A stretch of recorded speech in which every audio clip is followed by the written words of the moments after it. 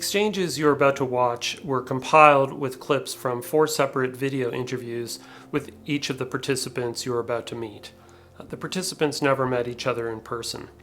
Through 4 rounds of interviewing and sharing video clips, participants made comments and raised questions in response to one another, as they might have done if they had met in a coffee shop.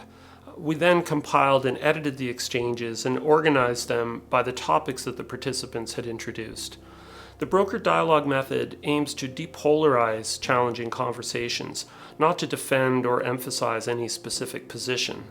The editing tries to approximate how topics and discussion points might arise in a real-time dialogue, but it also aims to show how participants might have influenced each other's thinking through that dialogue.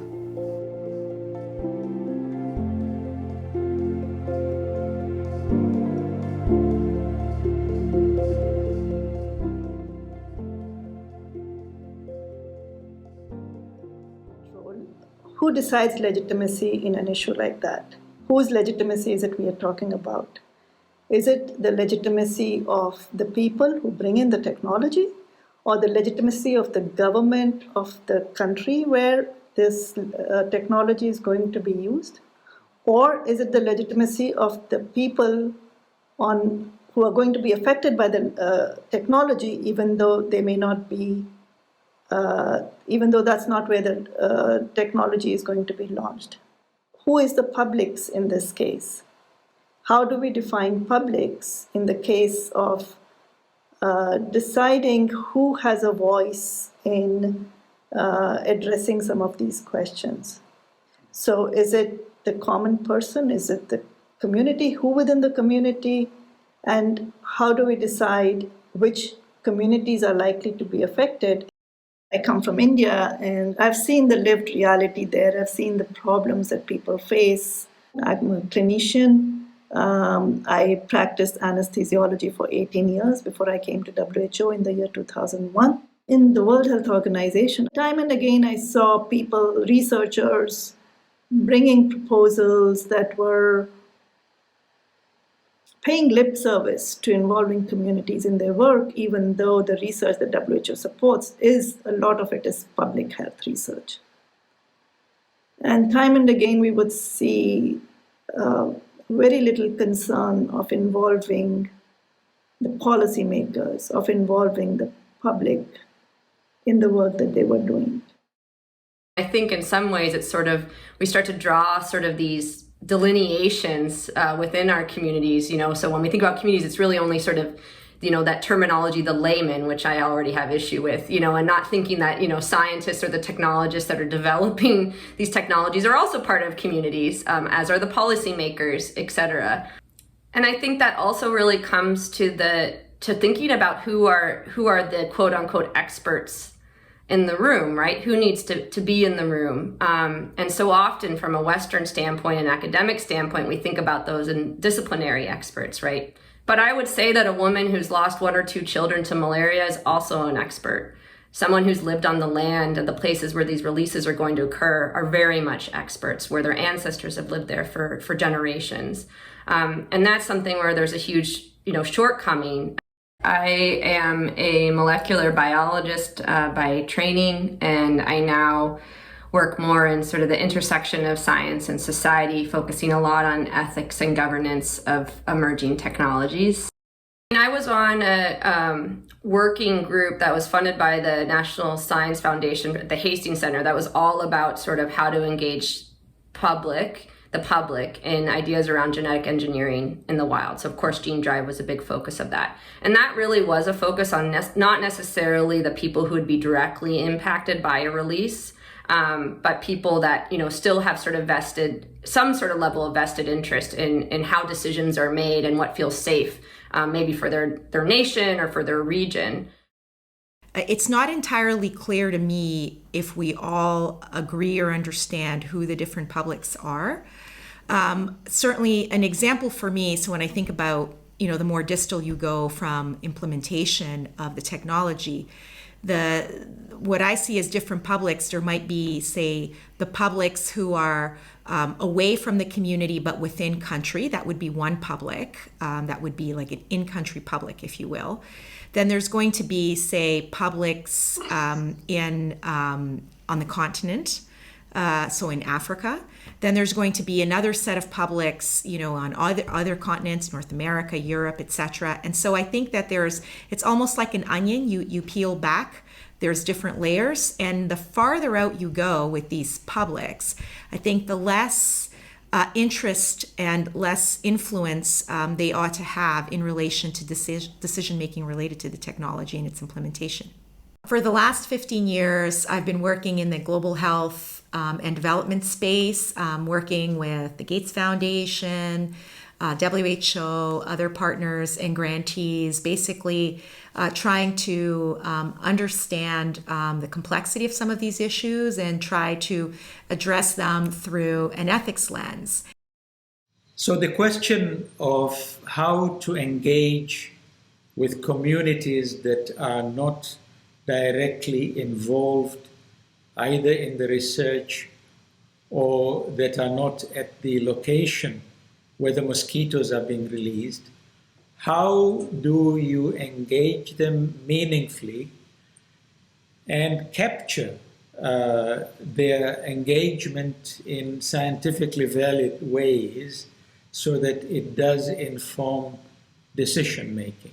I was born in Africa, in Tanzania, and lived there until my teens, before I went to medical school. And one of the reasons that I came to Canada to work in global health was I wanted to do something on a global scale that would address global health issues. So I think that, when you talk about technology, particularly emerging technology, this question of power is always going to play, an important role. And it's inevitable that, the power is unlikely to be evenly distributed across, the different facets of the enterprise, right? And so, obviously those who have the funding and the resources to support a technology have power. Those who have the knowledge and the capabilities have power. And then you arguably, you might say that, those who are going to be the recipients or those for whom the technology is going to be applied have less power because they don't have control over what happens when it happens. We have sort of people, located in, say, the African Union or areas, again, where malaria is endemic, really wanting to explore this technology, see what the possibilities are. Of course, do so in a responsible way, but see what the possibilities are. And then you have folks kind of, maybe in the States or in the UK or in Europe that are vehemently against, say, genetic modification, against tinkering in nature in these sorts of ways with good reason, I think, in a lot of cases, but sort of enforcing those value systems and value sort of normative opinions on a technology without actually being directly impacted by those health and sort of lifespan increasing benefits. The issue of power in scientific developments, or actually in the area of health more broadly, is not new. It's more pervasive. It has been there for a long time. You hear talks about decolonizing health. And again, that's because people feel that there is a power differential and the Western, more developed and richer countries dictate to the less developed and poorer countries the direction that they should take and decide what technologies can be employed somewhere or not employed somewhere. And so it's not only in the area of gene technologies, it is an all-pervasive issue. And it does need a broader solution. Power is not equal between African scientists and the funders of research and the conductors of research in the West. That has to be taken into account. The second thing is the values. African values are different in the way they're emphasized, the way they're used, the way disseminated, and so they have to be taken into account seriously. These are issues that cannot be ignored. They must be taken into account.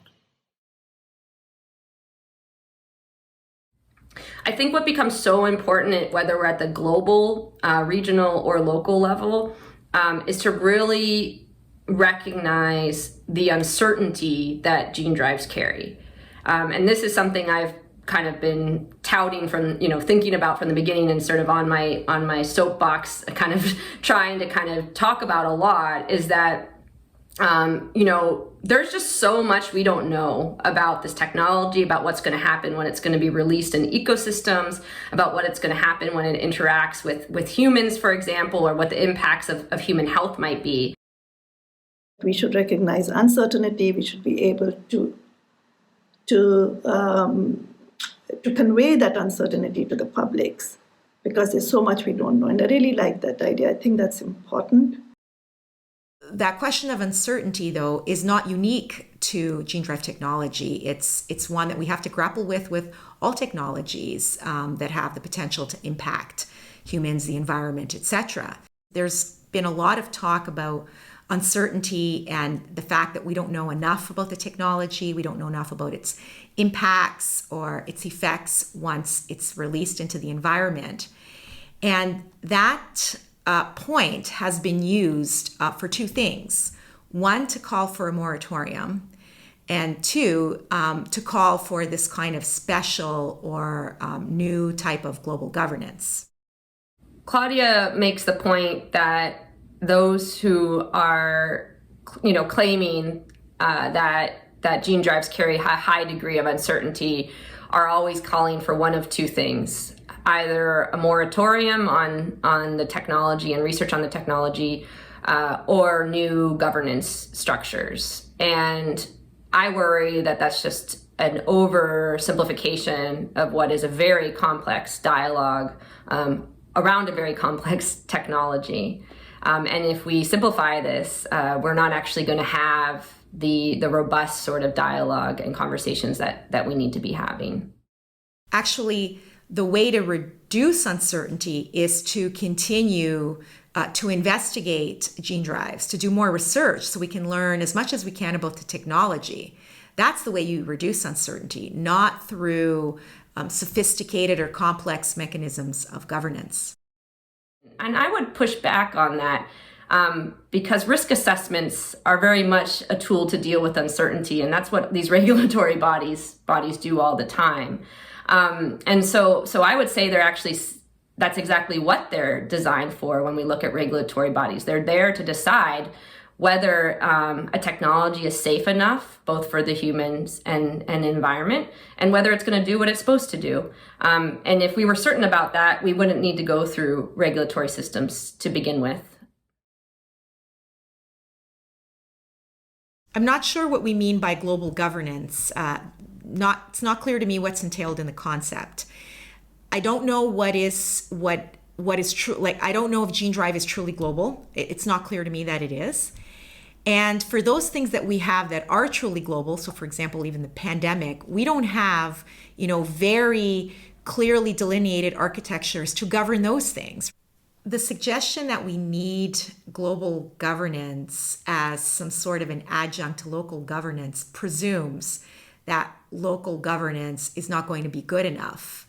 And I think we need to ask, should we even be presuming? Should we presume that local governance is not good enough? And so I think that we already, across the globe have regulatory systems that don't have enough openness for true and meaningful public engagement, that don't engage a diversity of value systems and lived experiences that need to oversee these technologies, and they don't really have enough in place to deal with the complexity of these technologies, having, really interdisciplinary and independent oversight. Most of the cases, too, is that these systems are not transparent and open enough. And so I would really argue that maybe we're asking for global governance because we recognize that none of our regulatory systems at the nation state level are up for the task, and really worried that that gene drives are going to really highlight these already large inadequacies in these systems. But I do think there's this other important dimension of trust that's been overlooked, and that's the importance of trusting in local governance, trusting in local authorities and in-country governments to be able to make those decisions, right? That they have the moral authority to make the decisions to use the technology and to oversee the technology. The problem is that how does one hear from all the neighboring countries if, let's say, the gene drive mosquitoes are released in country X, and there are at least 4 or 5 bordering countries. I think it's also important that neighboring countries are involved in the management in a way that they understand the level of uncertainty, the level of risk, and the level of benefits that such a technology can bring to these countries. The science is mostly being done in the West. There are very few African scientists who are working on gene drives at the present. So who should make these decisions? I think there should be a governance process, which is bought into by all the participants, and that this is a legitimate continent-wide of well-informed decision makers who will both advise and deal with how to go from one step to the next. With every new major technology, it appears to be exceptional at the beginning, but as you close the gap between that period and the period when it's actually implemented, the exceptions are diluted. And so I think this is the same with gene drives, that we're at the very beginning now, and it appears that many elements of it are exceptional, but as we move towards implementation, those things will be less and less exceptional. So there are exceptions that you may be faced with, and what are you going to do? You can't just throw your hands up in the air when there is such a tremendous need and people are dying. You have to deal with it, and the way to deal with it is to move forward in small steps, thinking about all the concerns of other people and the ethics involved. I've yet to see or hear of an argument or compelling evidence that suggests that there's something so unique and so exceptional about gene drive technology that it would merit taking a different approach to how it's handled.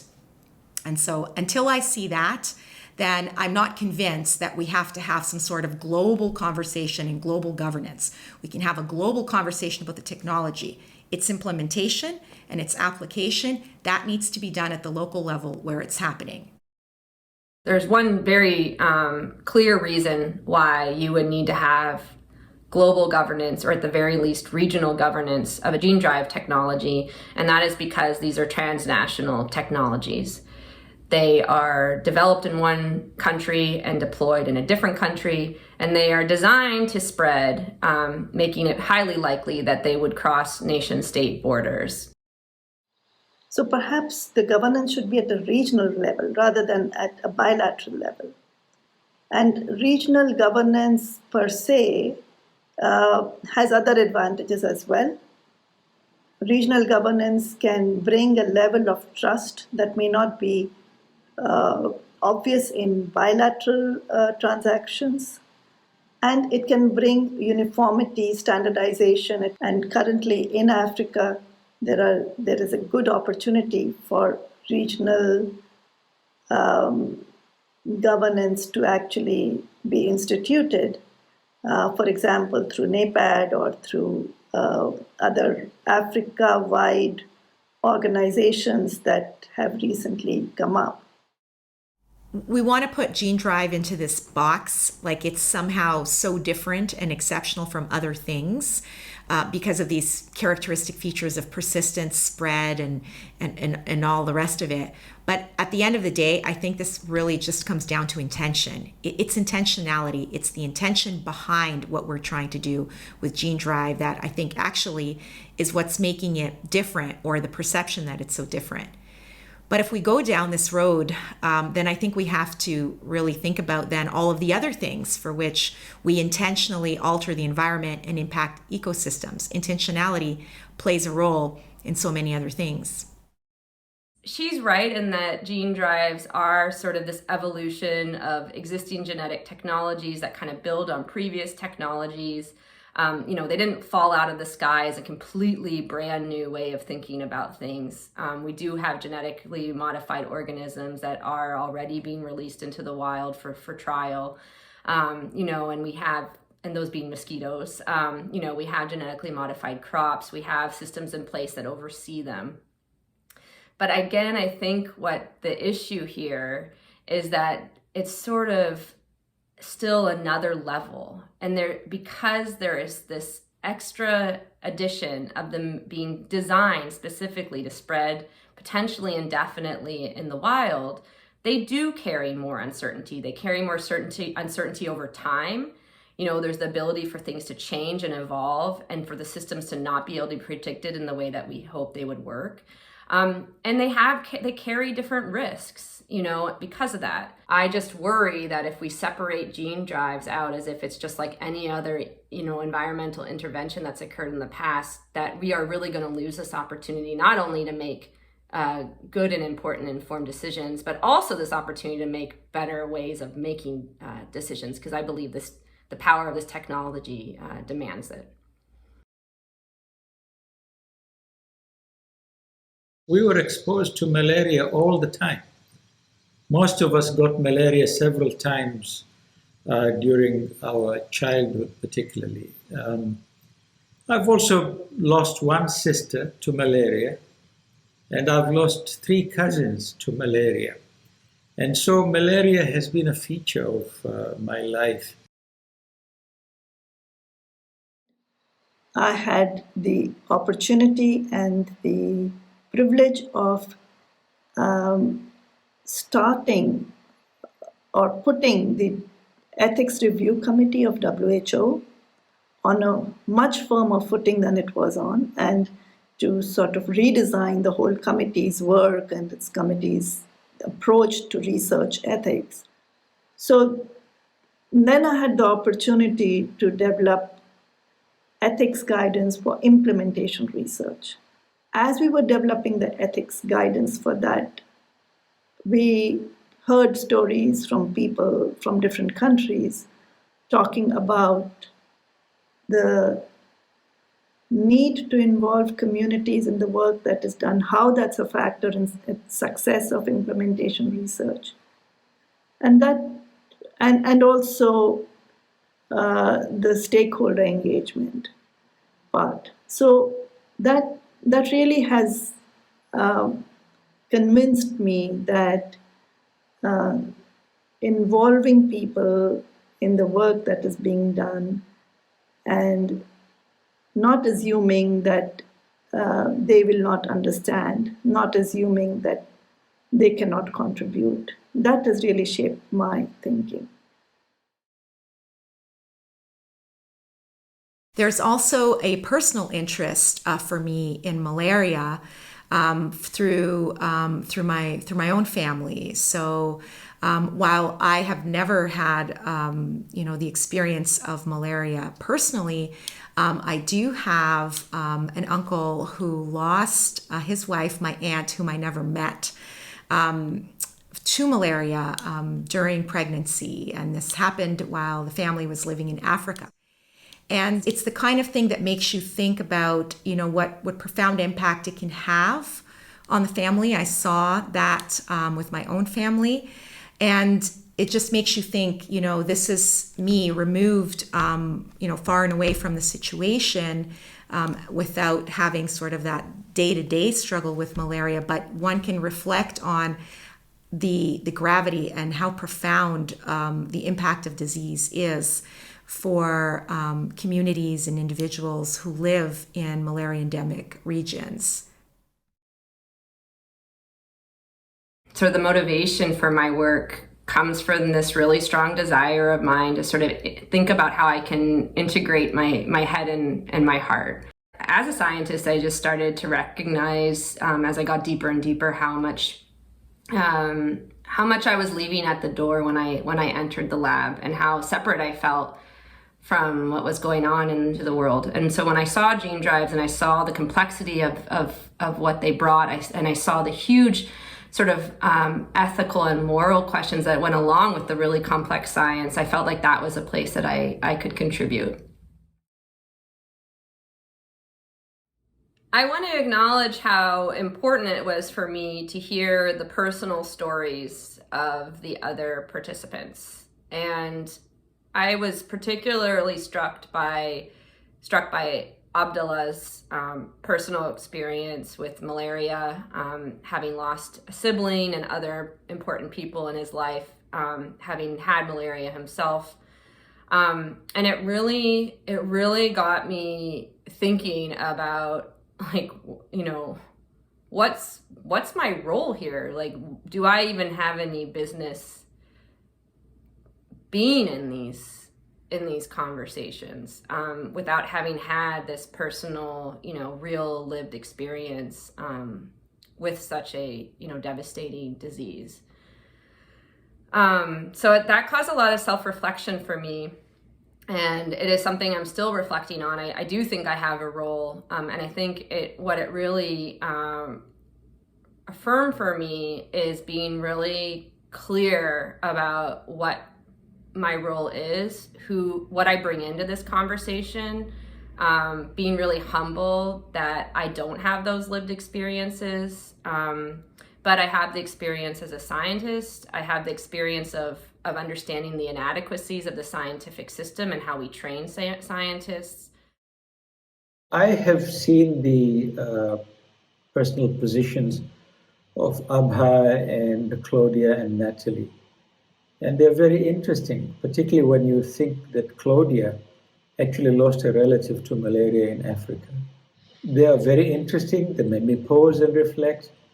Although I must say that in the end, they did not affect my overall position, which was very much in favor of going ahead with gene drives. I have come to understand better the viewpoints of the other experts. For example, why Claudia thinks that this is not an exceptional activity, or what she means by governance. Or what Natalie talks about power differentials. I understand them better now. Has this process changed my thinking?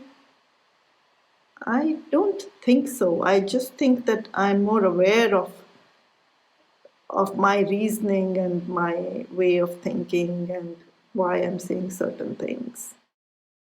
So the exchange with the other participants hasn't changed my mind. It has sharpened my focus on a few things. And in particular, I think the one thing that's really been sharpened for me is what we're doing in terms of conflating, I think, two important set of issues. And this really comes out for me in Natalie's statements. And the conflation, I think, happens between what I'm calling big picture philosophical issues. So these concerns about hubris, playing God, slippery slope, like what are we doing with the technology, and where is this going to go, versus issues of implementation. But I do think that when I hear Natalie speak, the concern is really about those first set of issues, and it's not clear to me that we've spent enough time really unpacking what's in there.